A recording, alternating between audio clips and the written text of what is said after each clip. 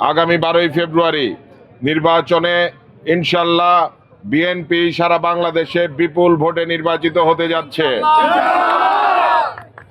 আপনারা মহান আল্লাহ তাআলার কাছে দোয়া করবেন যেন আল্লাহ তাআলা আমাদের সকলকে কামিয়াব করে দেন।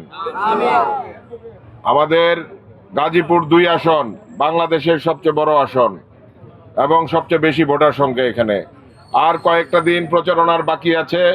আমি আপনাদের কাছে আশা করব আপনারা এক একজন এম মঞ্জুরুল করিম রনি হয়ে আপনারা প্রচারণা করবেন, কারণ এই 18 বছর পরে যে নির্বাচন এসেছে, যে সুযোগ আপনাদের হাতে এসেছে, মানুষ 18 বছর ভোট দিতে পারে নাই, তো সুতরাং এই সুযোগটাকে কাজে লাগাইতে হবে না?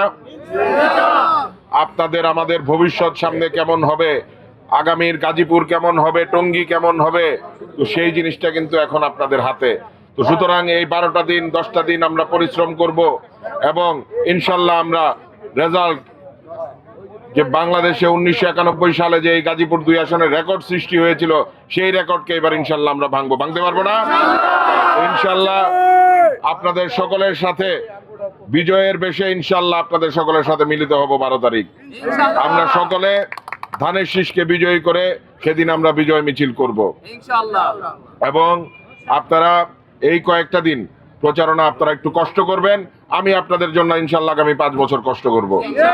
আপনাদের আমাদের যে যারা প্রতিদ্বন্দ্বী প্রার্থীরা এখানে আছে, তারা এই এলাকার নিজেরাও ভোটার না, তাদেরকে এলাকার মানুষজন কেউ চিনে না, কিন্তু তারপরে তারা কিন্তু দুষ্টামি করার চেষ্টা করবে, ষড়যন্ত্র করার চেষ্টা করবে। আপনারা সাবধানে থাকবেন, পায়ে পাড়া দিয়ে ঝগড়া করার চেষ্টা করবে, ঠিক আছে?